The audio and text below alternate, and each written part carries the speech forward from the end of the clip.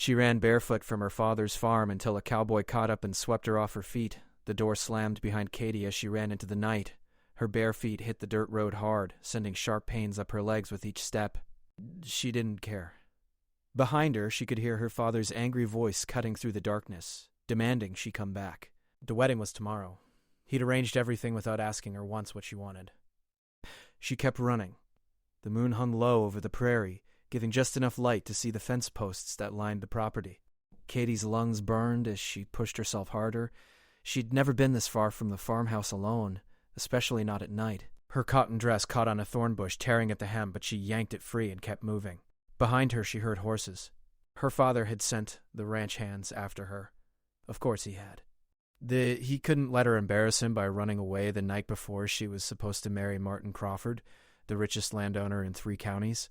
A man twice her age who looked at her like she was property he'd already purchased. Katie veered off the main road, cutting through the tall grass toward the creek.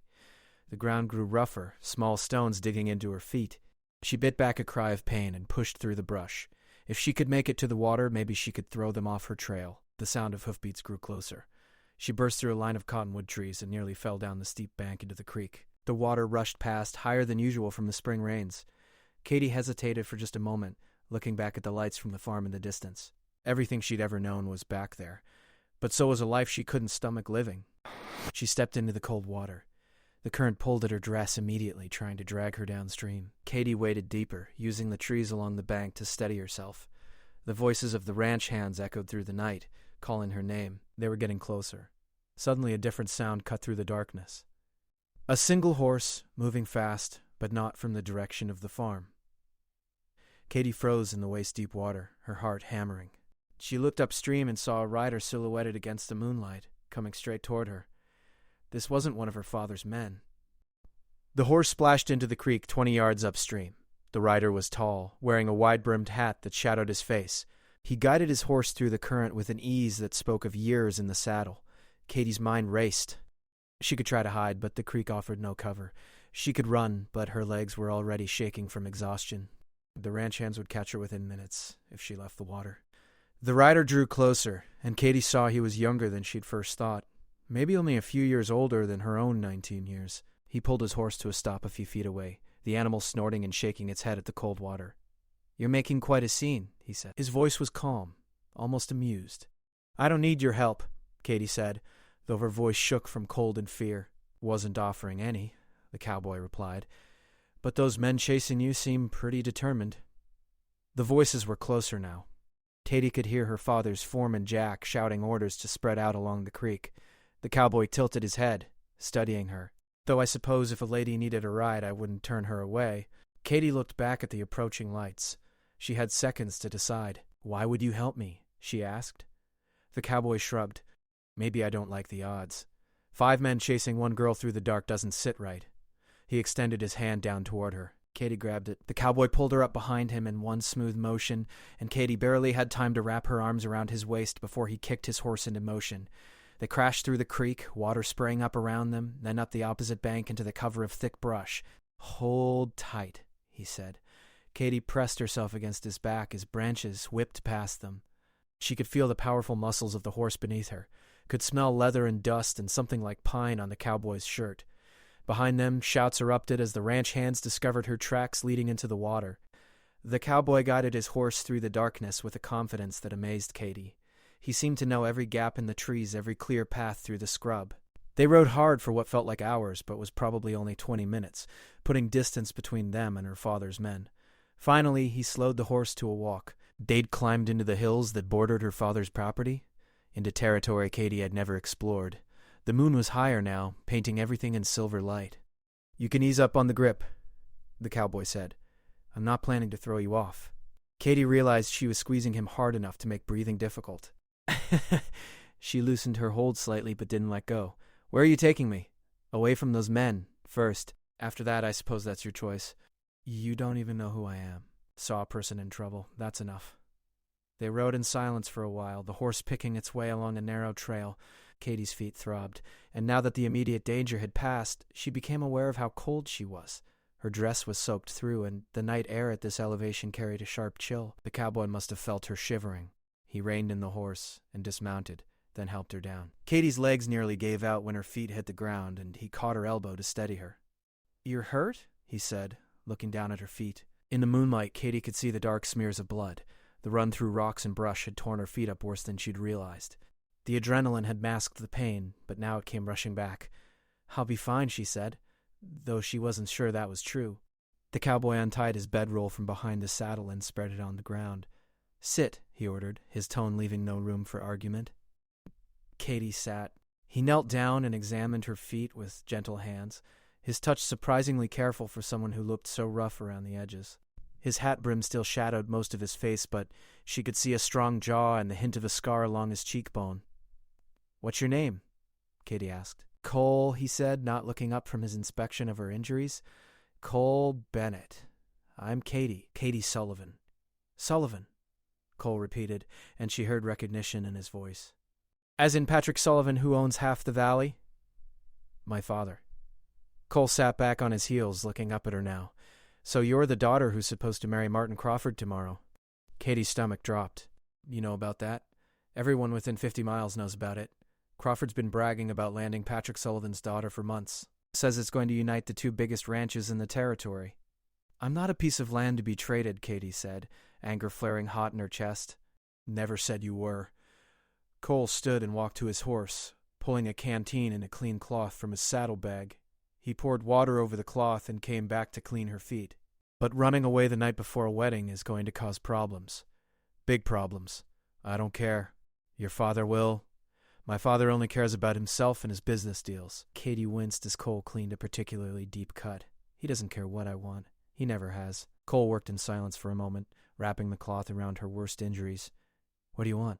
The question caught Katie off guard. Nobody had ever asked her that before. Her mother had died when she was young, and her father had raised her with the same approach he used for breaking horses. There was his way, and there was the wrong way. "I want to make my own choices," Katie said finally. "I want to see what's beyond that valley. I want to live my life, not the one my father planned out for me before I could even talk." Cole finished with her feet and stood up. "That's a tall order for someone with no money, no shoes, and a powerful father who's going to be hunting for you come sunrise." "I know." Katie felt tears prick at her eyes, but refused to let them fall. "But I'd rather take my chances out here than spend the rest of my life with a man I don't love, living in a cage made of money and expectations." Cole studied her for a long moment. Then he went back to his horse and pulled out a pair of worn boots. "These'll be too big, but they're better than nothing. Put them on." Katie took the boots, confused. "What are you doing?" "Helping you disappear, if that's really what you want." "But we need to move now before your father gets organized. Come morning, you'll have every man in the territory looking for you." "Why would you do this? You don't know me." Cole swung back into his saddle and offered his hand. "Let's just say I know what it's like to run from a life someone else chose for you." Katie pulled on the two large boots and took his hand. He pulled her up behind him again, and she settled against his back, her arms around his waist. "Where will we go?" she asked. "I've got a friend who runs a ranch about 2 days' ride from here, past the territorial line. Your father's influence doesn't reach that far. We can make it there if we ride through the night. And then what? Then you decide what comes next. But first, we ride." Cole kicked the horse into a gallop, and Katie held on as they disappeared into the vast darkness of the prairie. Behind them, the lights of her father's ranch grew smaller and smaller until they vanished entirely. The first time in her life, Katie felt something like freedom, even though she had no idea what the morning would bring. The night wore on, and they rode through it, two figures against the endless sky. Cole navigated by the stars, taking trails Katie didn't know existed. They crossed streams and climbed through rocky passes, always moving, always putting distance between her and the life she'd left behind. As the first hint of dawn began to lighten the eastern sky, Cole finally slowed the horse. They were in completely unfamiliar territory now, surrounded by rolling hills covered in sage and wild grass. Katie could see a line of mountains in the distance, purple against the growing light. "We'll rest here for a few hours," Cole said, guiding the horse into a sheltered draw where a small spring bubbled up from the rocks. "The horse needs it, and so do you." He helped Katie down, and this time her legs held. The oversized boots had protected her feet, though they'd rubbed new blisters on her heels. Cole unsaddled the horse and let it drink from the spring, then hobbled it so it could graze on the grass nearby. Katie sat down on a flat rock, suddenly aware of how exhausted she was. She hadn't slept, and the adrenaline that had kept her going was fading fast. Cole built a small fire, keeping it low and using dry wood that wouldn't smoke much. "You should eat something," he said, offering her strips of dried beef from his pack. Katie took them gratefully, realizing she was starving. She'd skipped dinner, too upset about the impending wedding to eat. The beef was tough and salty, but it was the best thing she'd ever tasted. The sun rose higher, warming the morning air. Katie watched Cole move around their small camp with an efficiency that spoke of years spent on the trail. He was younger than she'd first thought, probably not more than 25, but he carried himself with the quiet confidence of someone who'd learned hard lessons early. "Tell me something," Katie said as he poured coffee from a battered pot into 2 tin cups. "Why were you riding alone through the night? Most cowboys travel in groups." Cole handed her a cup and sat down across the fire from her. For the first time, she got a good look at his face in the daylight.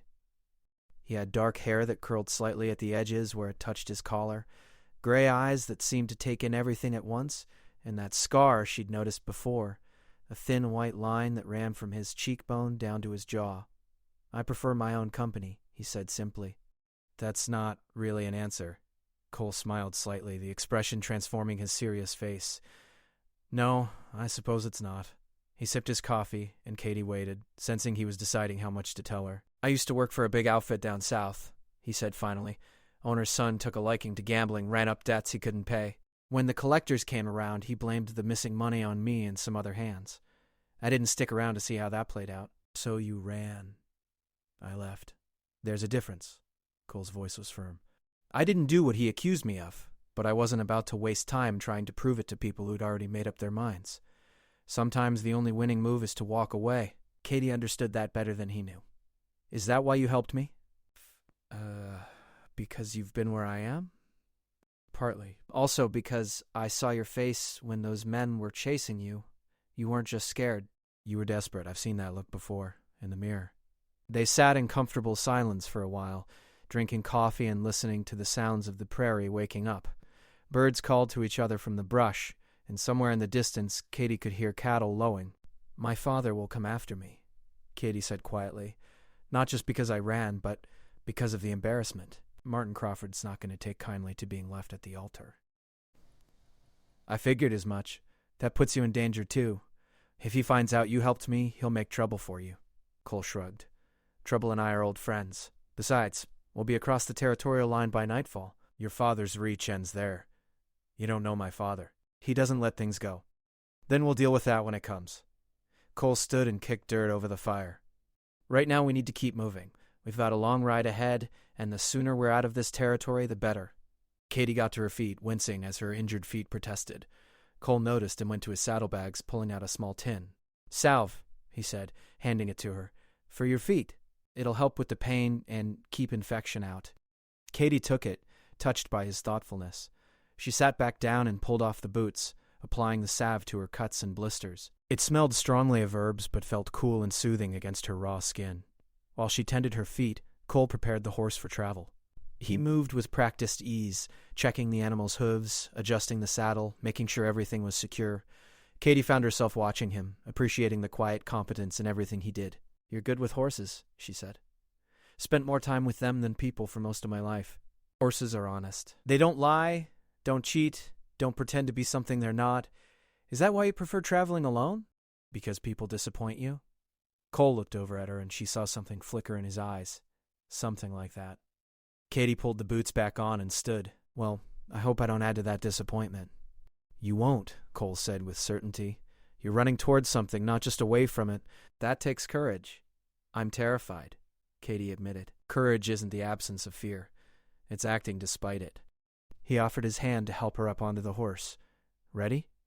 Katie took his hand, feeling the calluses on his palm, the strength in his grip.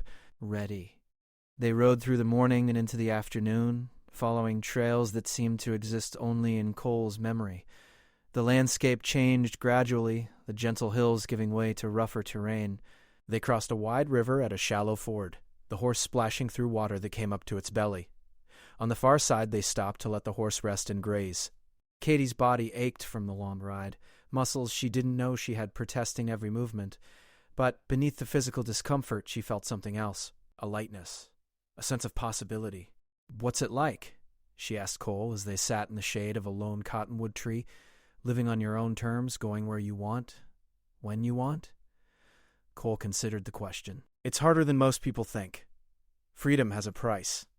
You're responsible for everything. Your next meal, your safety, your choices. There's nobody to fall back on when things go wrong. But it's worth it? For me, yes. But I've been doing it a long time. I learned to hunt, to track, to read the land and the weather. I learned which towns welcome drifters and which ones shoot first and ask questions later. You're starting from scratch, Katie. That's going to be rough. I'm not afraid of rough. I'm afraid of spending my whole life wondering what if. Cole nodded slowly. Then you'll do fine. They rode on.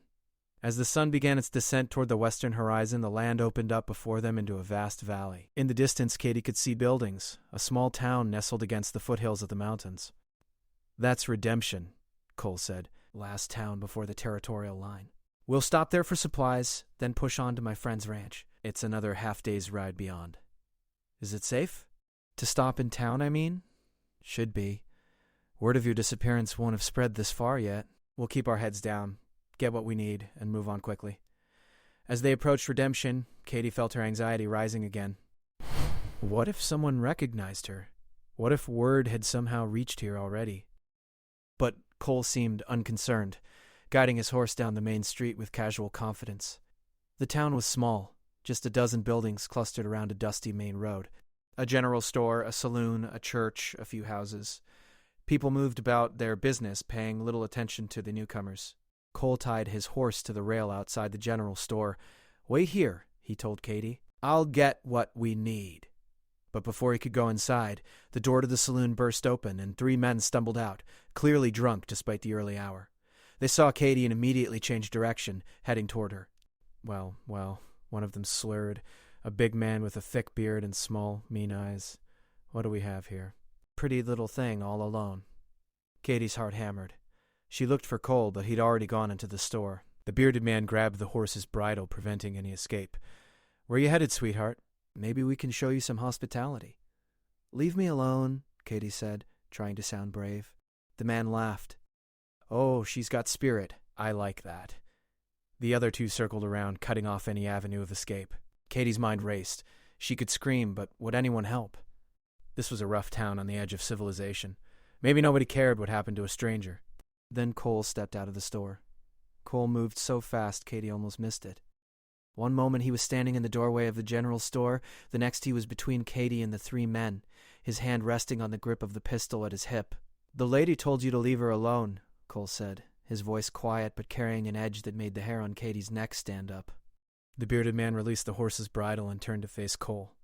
This ain't your concern, friend. I'm making it my concern. The drunk man's companions had sobered up quickly at the sight of Cole's gun. They backed up a step, but the bearded man was either too drunk or too stupid to recognize danger when he saw it. You threatening me? He asked, puffing up his chest. Just giving you a chance to walk away while you still can? For a tense moment, nobody moved. The street had gone quiet, people stopping to watch the confrontation. Katie held her breath, terrified that violence was about to erupt.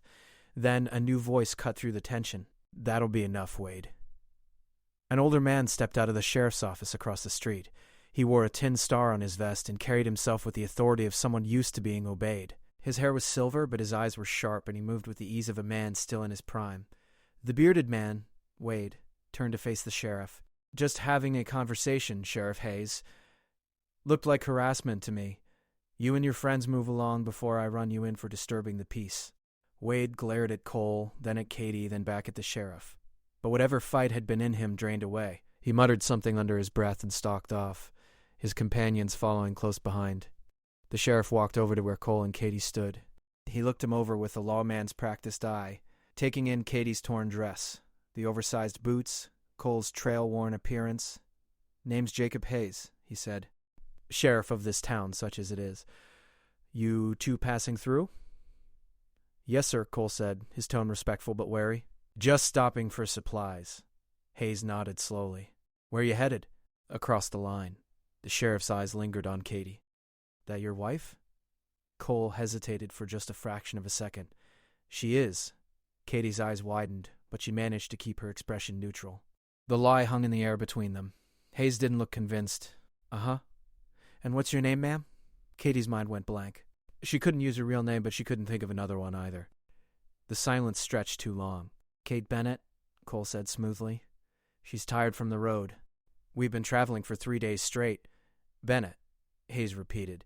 He looked at Cole's left hand, noting the absence of a wedding ring, then at Katie's bare finger. Interesting. Cole met the sheriff's gaze steadily. Is there a problem, Sheriff? Hayes was quiet for a long moment. Then he sighed. Not for me, there isn't, but I'll give you some advice. There's been word going around about Patrick Sullivan's daughter running off from her wedding. Rich man, Mike Sullivan has a lot of friends, and those friends have been asking questions in every town from here to the border. Katie's stomach dropped. They'd found her trail faster than she'd thought possible. Sullivan's offering a reward, Hayes continued. $500 for information leading to his daughter's return. That's enough money to make a lot of people forget their morals. What does this have to do with us? Cole asked. Hayes smiled slightly. Nothing at all, I'm sure. But if I were a young couple traveling north in a hurry, I'd be careful about who I talked to and which towns I stopped in. And I'd probably want to get across that territorial line as quick as possible. Down out there. He tipped his hat to Katie. Ma'am, safe travels to you both. The sheriff walked away, leaving Cole and Katie standing in the street. Katie's hands were shaking. That was more money than most people in these parts saw in 5 years. Everyone they met would be a potential threat. Come on, Cole said quietly. Let's get those supplies and get out of here. They worked quickly, buying food, ammunition, and a proper dress for Katie to replace her torn one. Cole also purchased a hat with a wide brim that would help hide her face. When they were done, they mounted up and rode out of Redemption without looking back. That was too close, Katie said once they were clear of town. Hayes is a good man. He could have arrested us, claimed the reward, but he didn't. Why not? Some people still believe in doing the right thing, even when it costs them. Hayes is one of those people. They rode hard for the rest of the afternoon, pushing the horse as much as they dared. Katie changed into the new dress while Cole kept watch, grateful to be out of the torn, blood-stained cotton that marked her as a runaway. The hat helped too, shading her face and giving her some measure of anonymity.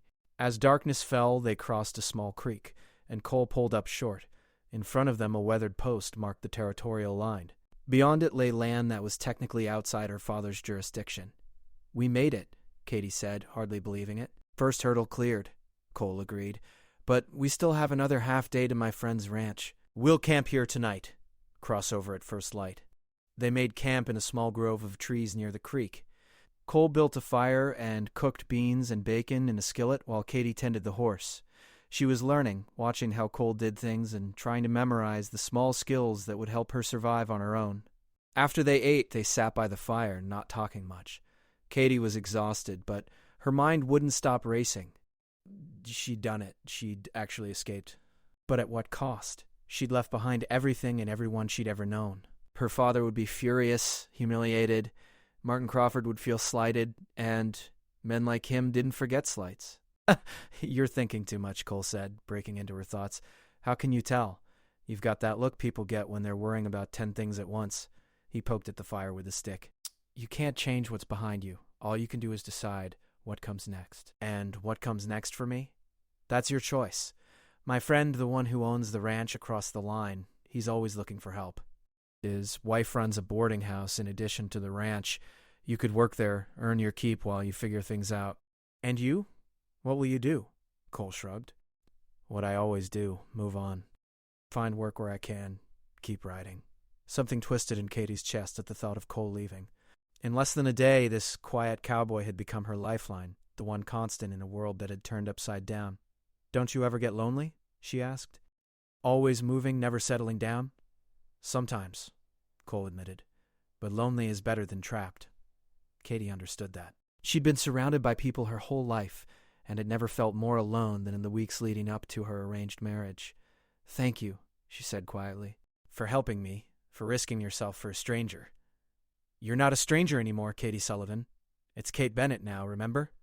She smiled slightly at the alias he'd created. Kate Bennett, Cole repeated, and the way he said it made it sound like a real name, like a real person she could become. They sat in comfortable silence for a while longer. Then Cole stood and laid out his bedroll on one side of the fire. You take that side, he said, pointing to the other side. I'll keep watch for a while, make sure we're not followed. Part 5. Katie woke to the smell of coffee and the sound of birds greeting the dawn. For a moment she forgot where she was, expecting to see her bedroom at the farm. Then memory rushed back, and she sat up quickly, looking around. Cole was already up, cooking something in the skillet over a rebuilt fire. The horse was saddled and ready to go. The territorial line marker stood just visible through the morning mist. "Morning," Cole said, handing her a cup of coffee. "We'll eat quick and ride out. Should be at the ranch by midday." Katie took the coffee gratefully. Her body ached from sleeping on the ground, and her feet still throbbed despite Cole's salve. But beneath the discomfort, she felt something else. Anticipation. Today she would cross that line and truly begin her new life. They ate fried cornmeal cakes and the last of the bacon, then broke camp with practiced efficiency. Katie was learning Cole's routines, helping without being asked. They mounted up and rode across the creek, leaving her father's territory behind forever. The land beyond the line looked no different than the land behind it, but Katie felt the change anyway. Each mile they traveled north was a mile further from her old life, a mile closer to whatever came next. They rode through rough country, following trails that wound between rocky hills and across wide grassy meadows. Cole pointed out landmarks as they went, teaching Katie to read the land the way he did. "See those cottonwoods in the distance? That means water. And that ridge there, the way it's shaped? That tells you which way the wind usually blows. You learn to read these signs. You can find your way anywhere." Katie absorbed it all, hungry for knowledge that would help her survive independently. She asked questions, and Cole answered them patiently, never making her feel stupid for not knowing things that seemed obvious to him. Around mid-morning, they crested a hill, and Cole pointed to a valley below. Katie could see a cluster of buildings, a main house, several barns, corrals full of horses, and beyond them, cattle grazing across rolling pastures. "That's the Circle J," Cole said. "Jack Thornton's place. He's a good man, fair employer. Treats people right." As they rode down into the valley, Katie saw people working around the ranch. Cowboys mending fences, a woman hanging laundry, children playing near one of the barns. It looked peaceful, prosperous, nothing like the tense atmosphere of her father's ranch where everyone walked on eggshells around Patrick Sullivan's temper. A man emerged from the main house as they approached. He was in his 40s, solidly built, with kind eyes and a weathered face. He broke into a wide smile when he saw Cole. "Cole Bennett? Haven't seen you in near a year. Where have you been hiding?" Cole dismounted and shook the man's hand. "Here and there, Jack. Staying out of trouble, mostly. That'll be the day." Jack's eyes moved to Katie, taking in her appearance with curiosity but no judgment. "And who's this?" "This is Kate," Cole said, sticking with the alias. "She's looking for work, and I told her you might have something at the boarding house." Jack looked between them, reading something in the situation that made him nod slowly. "Well, any friend of Cole's is welcome here. My wife Martha runs the house. She's always looking for help, especially someone who can cook and clean. You know your way around a kitchen, Kate." Katie thought of the meals she'd prepared at her father's ranch, the endless cooking she'd done to keep the household running after her mother died. "Yes, sir, I do." "Then come on in and meet Martha. We'll get you settled." Jack turned to Cole. "You staying for a while, or are you already itching to move on?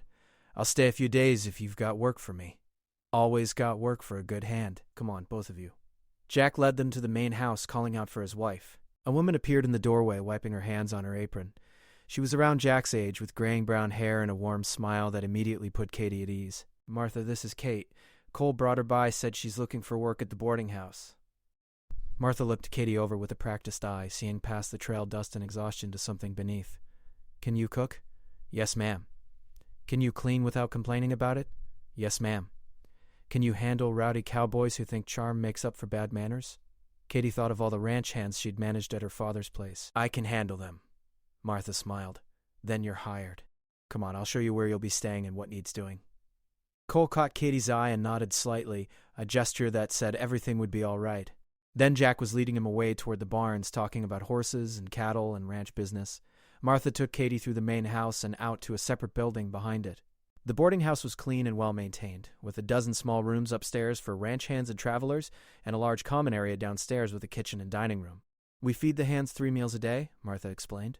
"Breakfast at dawn, lunch at noon, supper at dusk. We also rent rooms to travelers passing through, though that's not as common now that the railroad went in 50 miles east.